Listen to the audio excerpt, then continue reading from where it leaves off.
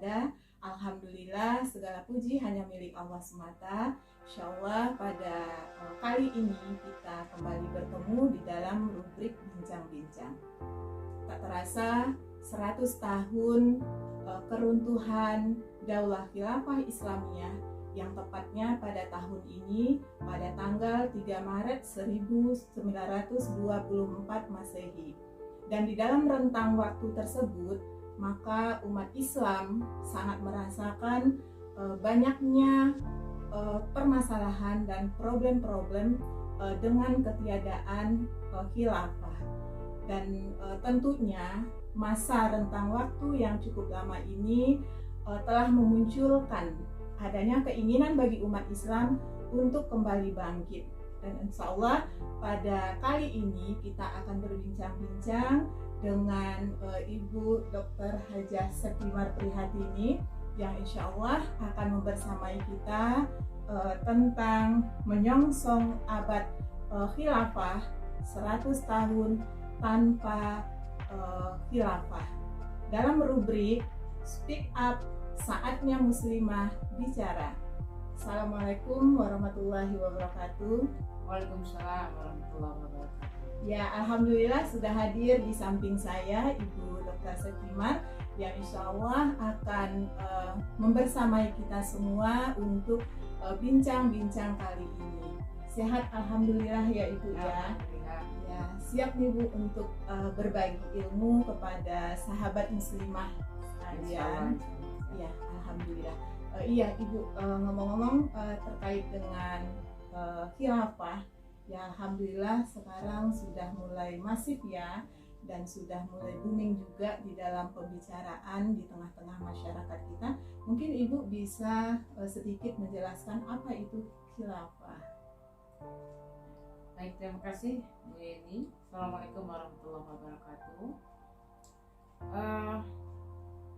Saudara para muslimah yang Allah ridhoi dan Allah cintai, ya, kita paham, kita dengar khilafah dari berbagai sumber, kita mencoba mencermati berbagai kajian.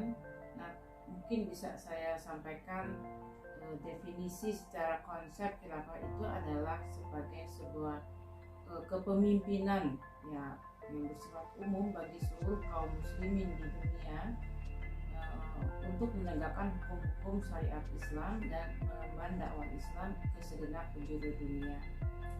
Jadi khilafah itu sebuah sistem. Jadi sistem itu kan terdiri dari berbagai aspek pendukung. Nah, inilah yang kita coba cermati aspek-aspek apa saja yang ada di sistem khilafah, khalifahan. Nah, kemudian mewujudkan khilafah bagi seluruh kaum muslimin itu hukumnya wajib. Sama posisinya dengan melaksanakan kewajiban-kewajiban yang lainnya. Nah, sistem kekhilafahan ini dipimpin oleh seorang khalifah atau ada sebutan lainnya yang semakna imamah atau amirul mukminin. Demikian secara singkat mungkin konsep tentang khilafah ya. Alhamdulillah. Ya, jadi demikian sahabat muslimah sekalian, dan kalau kita kembali untuk melihat di catatan sejarah, kalau tahun ini kita hitung 101 tahun tanpa khilafah, artinya khilafah itu di dalam sejarah pula kita mengetahui pernah eksis dan berjaya selama 13 abad lamanya. Nah, di dalam kejayaan, masa-masa kejayaan Islam ini dan masa kegemilangan Islam ini tentunya banyak hal yang menggambarkan seperti apa kontribusi atau peran khilafah di dalam menata kehidupan ini. Mungkin Ibu bisa memberikan contoh-contoh dalam hal ini. Ya tadi jadi khilafah itu kan sebuah institusi ya, sistem, dan merupakan juga bagian dari sebuah institusi yang menegakkan syariat Islam ya, menerapkan Islam secara kafah di dalam seluruh aspek kehidupan. Dari berbagai literasi diterapkan ke zaman keemasan Islam itu ya, di masa khilafah berdaulat ya, di berbagai bidang itu umat Islam mencapai ke masa kejayaan, keemasan ya. Misalnya di bidang pendidikan juga banyak melahirkan banyak ilmuwan, kemudian intelektual, serta para cendekiawan muslim ya yang terkenal. Misalnya di bidang kedokteran ya, kita sudah kenal Ibnu Sina atau Avicenna, yang di barat dikenal Avicenna. Ilmu-ilmu dokter yang kedokteran yang mendasar itu banyak muncul dari cendekiawan Ibnu Sina. Kemudian Al-Jahwari ya. Dan di bidang sains itu ada Jabir Al-Batani, Al-Khawarizmi yang terkenal dengan penemuan di bidang matematik ya. Kemudian Abu Al-Waqfa, Ibnu Battuta dan lain-lain. Kemudian di bidang militer kita kenal pahlawan Khalid bin Walid ya. Kemudian Sa'ad bin Abi Waqqas, Salahuddin Al-Ayyubi, kemudian yang terkenal juga dengan penaklukan Konstantinopel atau Istanbul sekarang namanya Muhammad Al-Fatih. Ya, menjadi fenomenal sekali ya untuk Muhammad Al-Fatih ini bagi kita. Kemudian untuk kaum muslimahnya itu kita kenal Fatimah Al-Fihri yang merupakan pendiri Universitas Islam pertama di dunia ya. Kemudian Maryam Al-Astrolabi yang penemu astrolab. Nah, dan banyak lagi sebenarnya para intelektual muslim yang sangat mumpuni di berbagai bidang. Kemudian di bidang sosial masyarakat, zaman keemasan Islam itu tercipta masyarakat yang sangat beradab ya, tidak individualis. Kemudian tercipta suasana ta'awun ya, tolong menolong, itu kondusif sekali suasana itu. Kemudian rendahnya tingkat kriminalitas ya, mungkin ditandai dengan tidak ada penjara penuh lah kayak sekarang ya, dan kerusakan moral lainnya juga sangat minimal ya. Nah, jadi kemudian di bidang lain ekonomi ya, sistem ekonomi Islam itu sudah terbukti mampu mensejahterakan rakyat dan pengaturan hak kepemilikan. Jadi pendistribusian harta itu sudah sesuai syariat. Jadi tidak ada monopoli, tidak ada penguasa tunggal dalam satu wilayah tertentu yang sangat luas ya secara individu. Nah, pada masa kekhalifahan Umar bin Abdul Aziz itu tidak ada lagi penerima zakat ya. Ini artinya apa? Rakyatnya sudah sangat sejahtera, jadi nggak ada yang membutuhkan zakat lagi. Jadi dalam bidang lain, misalnya bidang pemerintahan dan hukum ya, negara itu berfungsi sangat melayani rakyat. Ya, sekarang kalau kita memang jargonnya memang pelayan rakyat ya, tapi nyatanya tidak demikian ya. Nah, pengaturan negara dengan hukum-hukum syariat itu, setiap pelanggaran hukum akan diselesaikan oleh pengadilan dengan prinsip keadilan, bukan prinsip kepentingan satu kelompok dan lain-lain ya. Tapi di samping itu negara menjaga akidah umat ya, semua kondisi dibuat supaya akidah umat itu terjaga, tidak ada lagi khurafat, syirik dan lain-lain ya, serta jaminan-jaminan lainnya. Kemudian di bidang politik, khilafah ini melaksanakan politik dalam dan luar negeri tanpa ketergantungan terhadap negara-negara lain ya. Jadi sangat mandiri lah. Khilafah ini adalah negara yang berdaulat, di mana hubungan luar negeri diatur dengan syariat Islam. Nah, jadi khilafah ini di masa-masa dulu itu cukup diperhitungkan, bukan cukup, sangat diperhitungkan ya. Nah, banyak hal lagi sebenarnya yang lain yang membuktikan pelaksanaan Islam itu membawa kemaslahatan bagi semua. Itu kira-kira Bu Yani ya. Oh iya, luar biasa ya Bu ya, Masya Allah.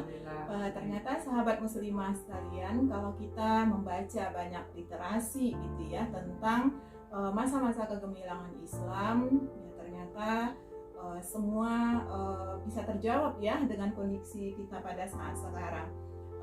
Dengan begitu kompleks gitu, semua tatanan kehidupan, kemudian di dalam bidang-bidang yang dibutuhkan oleh masyarakat itu begitu cepat tanggap gitu ya, dan negara penuh dengan tanggung jawab untuk melaksanakan tugasnya.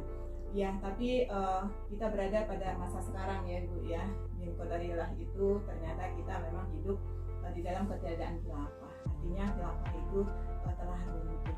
Ya tentunya keruntuhan khilafah ini bukan serta-merta begitu saja ya Ibu ya. Pasti ada faktor-faktor ya yang mempengaruhi khilafah itu hingga runtuh. Mungkin Ibu bisa jelaskan faktor-faktor apa saja yang mempengaruhi hingga khilafah yang begitu itu bisa ditunjukkan. Iya, ya keruntuhan khilafah itu suatu hal yang menyedihkan ya. Untuk itu maka perlu dikaji. Kenapa penyebab keruntuhan itu apa, sehingga supaya jadi ibroh nanti kedepannya bila ini suatu saat khilafah bangkit jangan sampai runtuh lagi begitu ya.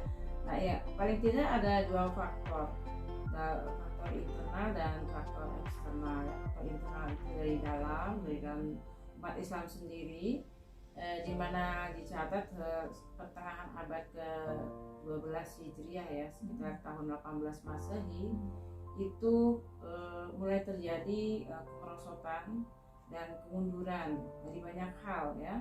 Kemudian lemahnya pemahaman terhadap Islam ya, bahasa Arab itu sudah mulai tidak digunakan, bahkan ditinggalkan oleh sebagian besar umat Islam ya.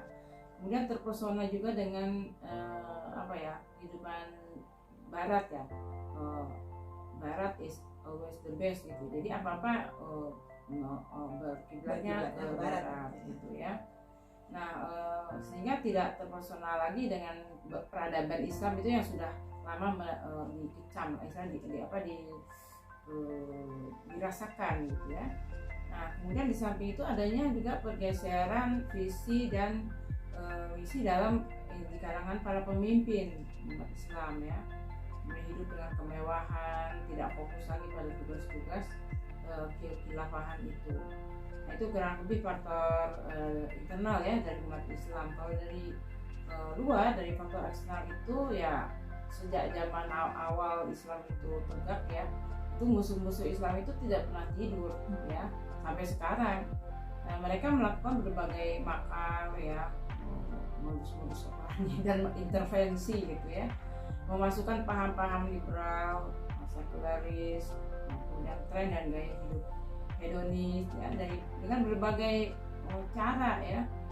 Nah, berbagai upaya untuk supaya umat Islam itu berbelok, memalingkan dari tugas utamanya sebagai Khalifatul Ard gitu ya. Jadi sebagai umat Islam itu kan memang sebenarnya diciptakannya semua umat itu sebagai wakil Allah di bumi, tapi udah lupa tugas utamanya sebagai abdi Allah. Nah, kira-kira begitu singkatnya. Ya, sahabat muslimah semuanya, memang kita berduka ya, tapi kita tidak lupa juga bahwa semua ini adalah karena izin Allah tentu ya Bu ya.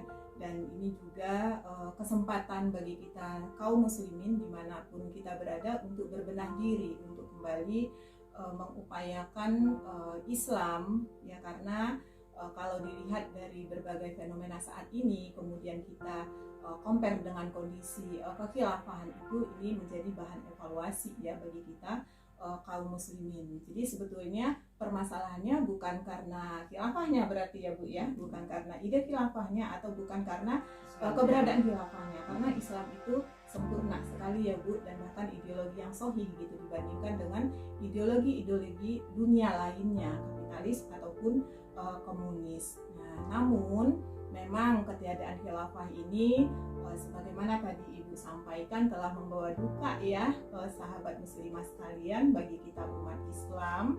Dan mungkin tentang kondisi ini Ibu bisa ulas sedikit pertanyaannya, bisakah khilafah ini tegak dan bangkit kembali?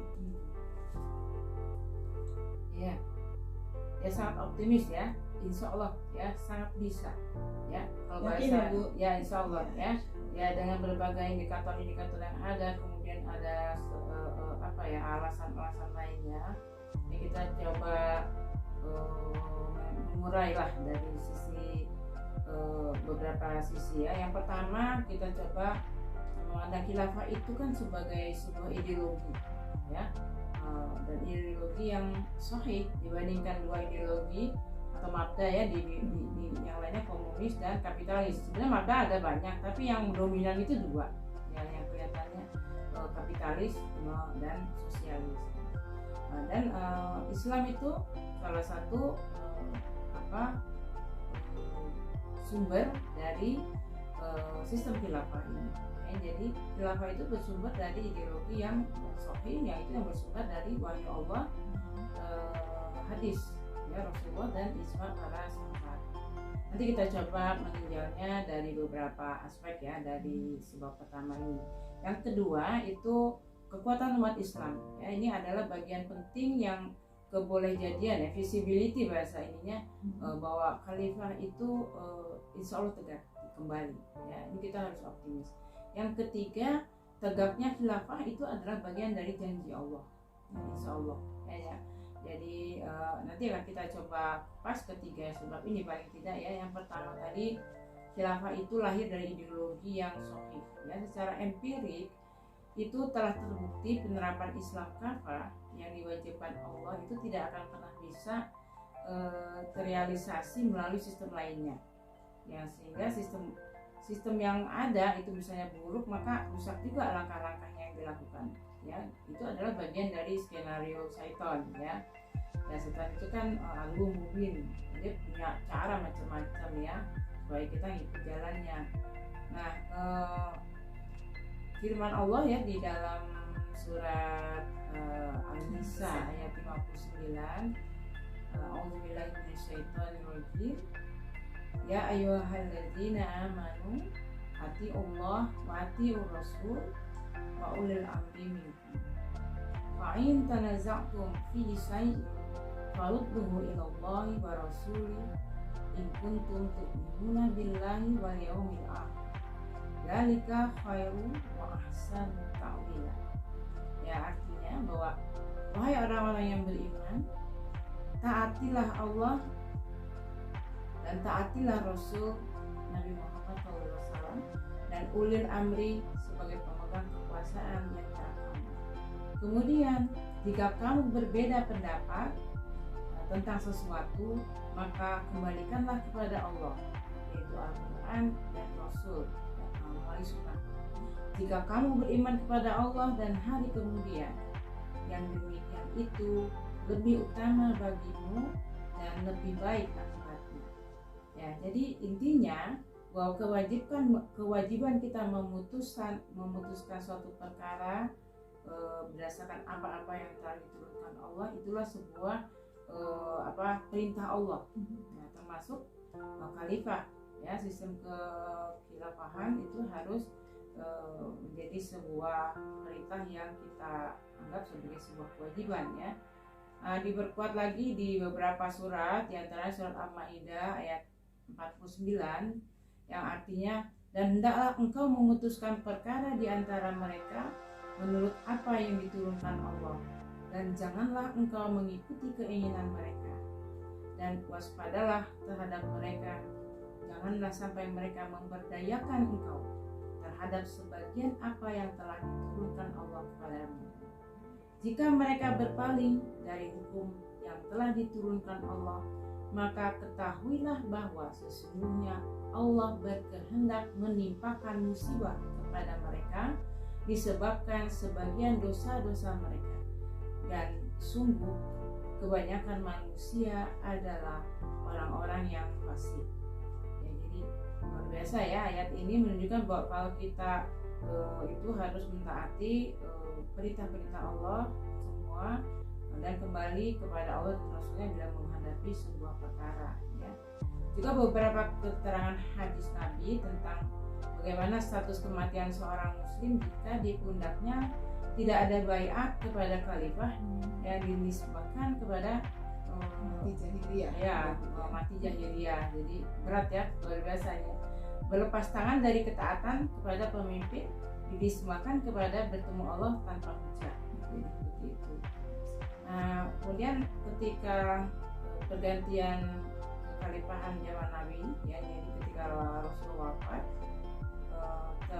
ijma ulama, ijma sahabat ya, kesepakatan sahabat itu tidak mungkin terjadi penundaan penyelenggaraan jenazah Rasulullah, melainkan dengan pertimbangan prioritas yang tak kalah pentingnya, yaitu hingga ada kepastian penggantinya Rasul, khalifah pengganti Rasul ya. Akhirnya setelah itu kan terpilih Abu Bakar As-Siddiq ya kan. Kalau pergantian khilafah menurut sunnahnya tidak boleh lebih dari 3 hari ya. Nah ini kita udah terlalu kita panjang udah ya Bu panjang ya, udah berapa 101 tahun kali 365 hari. Masya Allah ya. Ya secara historis ya, sepanjang sejarah mencatat ya, kalau tidak ada distorsi ya, Islam telah terbukti pernah berjaya dalam kurun waktu lebih dari 13 abad. Nah, ini bukan waktu yang pendek ya, artinya dan telah melakukan berbagai futuhat pembebasan ya di berbagai negara ya, yang mencapai 2/3 belahan dunia ya. Dan tidak bisa dipungkiri juga bahwa termasuk negara kita ya, berbagai kajian sejarah sekarang mengungkap bahwa Nusantara ya, kerajaan-kerajaan Islam Nusantara ini ternyata banyak yang mempunyai hubungan langsung ya, yang erat dengan masa kekhalifahan ya. Berbagai situs sejarah ya, artefak itu membuktikan peninggalan sejarah yang sangat nyata tentang keterikatan antara sultan-sultan di Nusantara dengan kekhalifahan masa Utsmani ya. 13 abad adalah bukan waktu yang singkat ya, waktu yang malah sangat panjang ya untuk sebuah peradaban, artinya sebuah eksisnya ideologi gitu kan. Nah, sebagai sebuah konfirmasi bahwa Islam itu ya eksis tadi dalam waktu yang panjang. Ini kan bukti yang sangat otentik gitu ya. Sementara kalau dibandingkan dengan dua mafia lain ya, komunis dengan kapitalis, itu komunis aja paling 85 tahun ya, nggak nyampe 1 abad itu udah runtuh. Perang dingin itu selesai gitu kan. Nah kemudian insya Allah ya, dengan berbagai tanda-tanda yang sekarang mulai ada percikan-percikan kehancuran yang nampak gitu ya, untuk sistem kapitalis insya Allah ya. Dan itu kita berdoa terus lah ya, sistem ini bismillah akan segera hancur. Nah jadi kita siap-siap kan, umat Islam itu harus siap.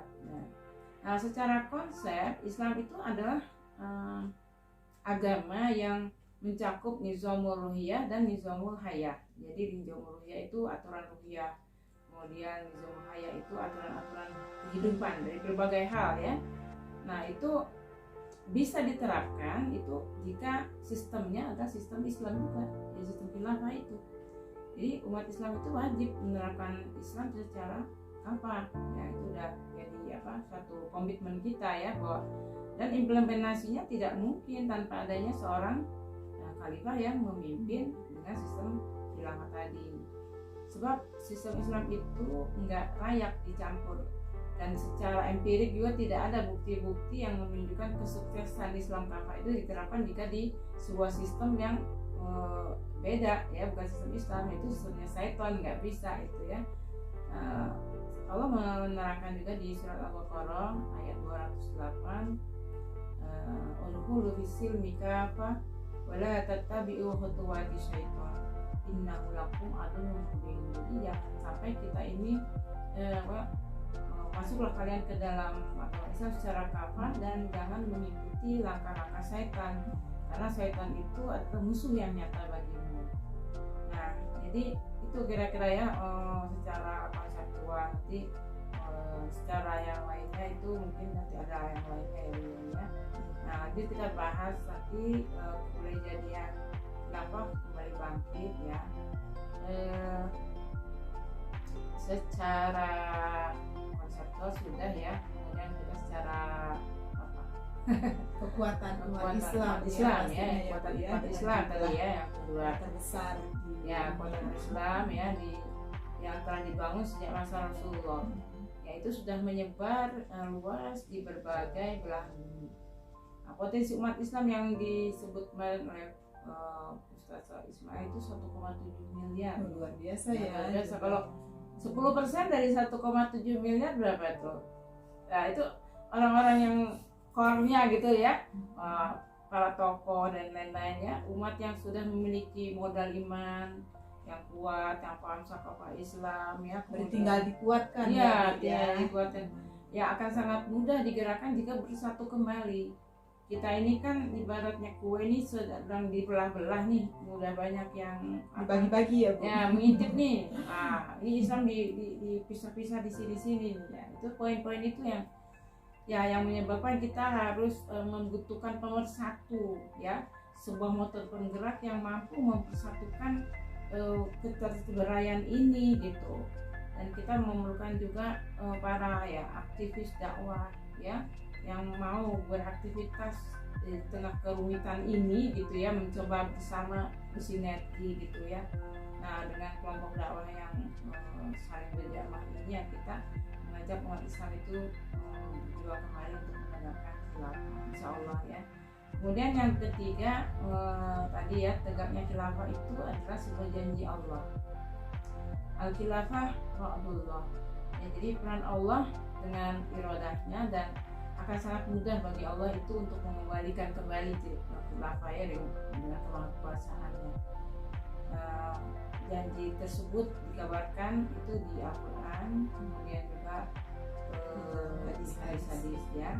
Di Al-Quran surat An-Nur ayat 55 itu dinyatakan bahwa Allah telah menjanjikan kepada umat Islam yang beriman untuk berkuasa kembali. Dia ada sebuah pergiliran kekuasaan. Jadi kekuasaan itu tidak kekal selamanya ya. Nah, apalagi sebuah sistem yang bukan dari Allah gitu ya.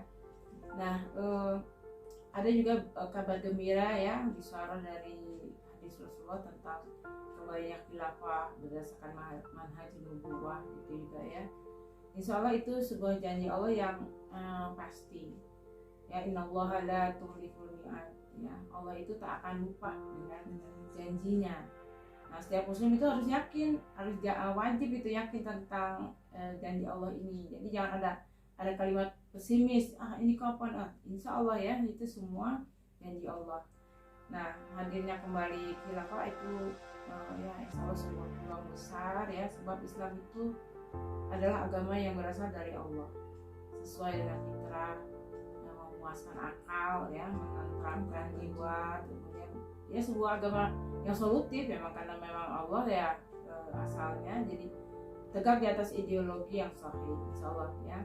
Ya saya pikir itu Bu Yani, dalam kaitannya itu Allah juga mengingatkan kita untuk melaksanakan ketetapan Allah ya, bahwa kita ini harus kembali kepada hukum Allah di dalam melaksanakan berbagai persoalan dalam kehidupan kita. Kemudian juga kita ini dibentuk sebagai khairul ummah. Di Quran surat Ali Imran ayat 110, 104 juga ada ya. Wa taquminkum ummatun yad'una ilal khair wa ya'muruna bil ma'ruf wa yanhauna 'anil munkar wa ulaika humul muflihun. Jadi untuk menjadi orang-orang yang muflih, orang-orang yang pemenang ya, yang beruntung ini ya, kita harus kerja ya, bukan kita kerja ya, tapi artinya bahwa kita harus beraktivitas. Aktivitas kita apa? Yaitu untuk berdakwah yang menyeru kepada kebaikan, ma'ruf nahi munkar ya, dan mencegah kepada kemungkaran. Itu adalah jargon yang harus kita laksanakan, bukan hanya sekedar jargon di mulut ya, tapi sebuah aktivitas, itu sebuah kegiatan. Nah barangkali itu ya, kalau kita sebagai muslim ngapain ya Bu?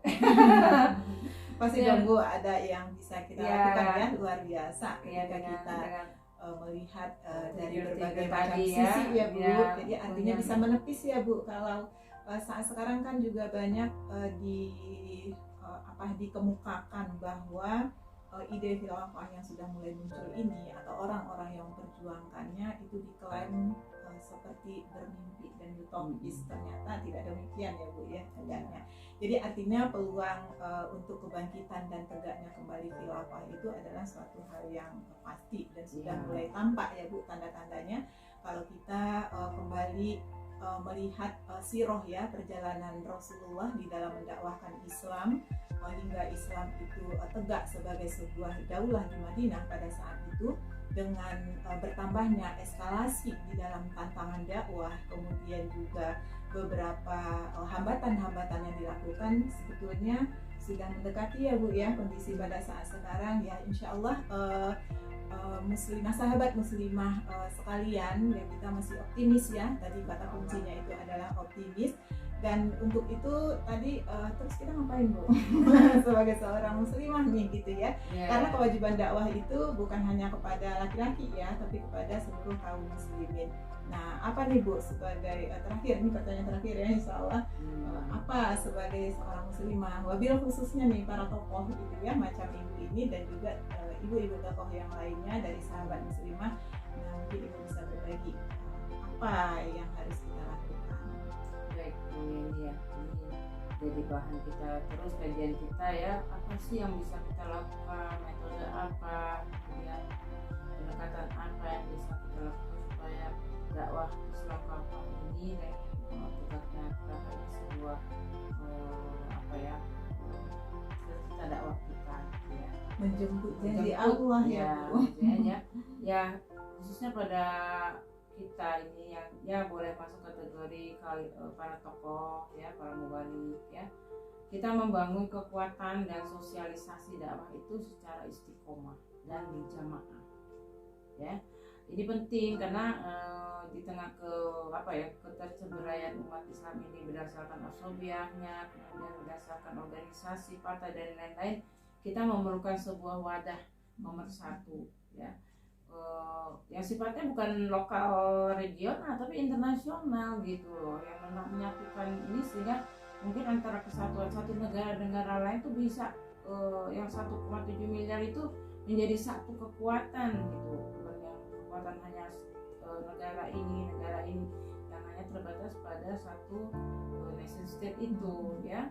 Maka kita juga harus jelas posisi kita di mana ya, bahasa ini tulisan saya yang berikut ini tentukanlah koordinat ya dakwah kita, harus menentukan koordinat ya koordinat itu orang matematik pasti tahu ya koordinat itu sebuah titik posisi ya.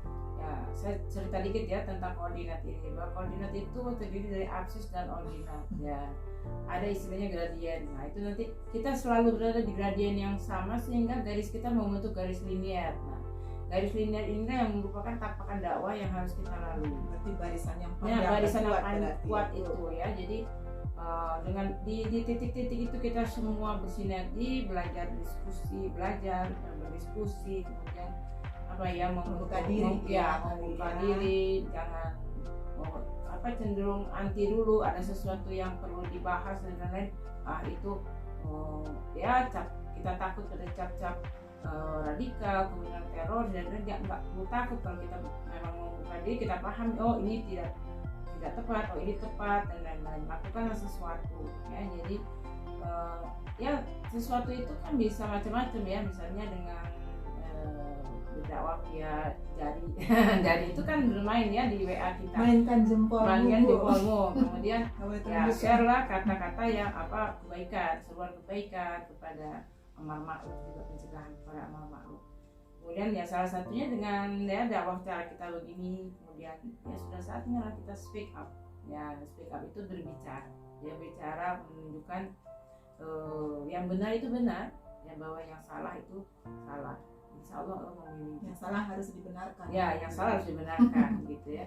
Jadi memantapkan diri juga, ini menyongsong kembalinya khilafah insya Allah. Jadi harus optimis.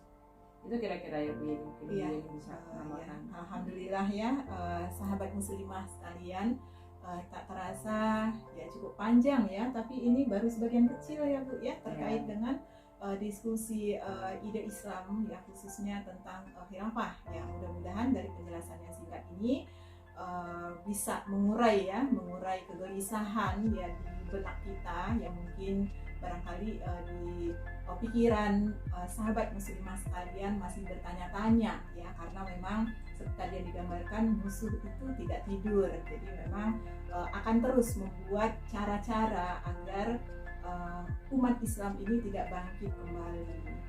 Khusus itu terkait dengan apa yang menjadi mahkota ya, mahkota yang akan bisa melindungi kaum muslimin ini dari berbagai persoalan hidup yang ada, dan juga menjaminnya bagaimana terjaganya keimanan dan ketakwaan. Jadi artinya berarti kewajiban tentang khilafah ini ada di pundak kita berarti ya Bu ya, termasuk sahabat muslimah sekalian. Dan insya Allah ini adalah janji Allah, dan kita yakin bahwa Allah pasti akan memenangkan agama ini kembali ya suatu saat. Dan tentunya ya masih banyak lagi gitu yang harus kita perbincangkan. Ya baik, terima kasih Ibu atas bincang-bincangnya dan ilmunya. Insya Allah kita akan kembali hadir kembali untuk berbagi ilmu dengan sahabat muslimah yang lainnya. Tetaplah bersama kami di dalam rubrik Speak Up, saatnya muslimah bicara. Dan Ibu terima kasih untuk pencerahannya, dan insya Allah kita akan kembali berbagi dan sehat selalu. Billahi taufiq wal hidayah. Assalamualaikum warahmatullahi wabarakatuh.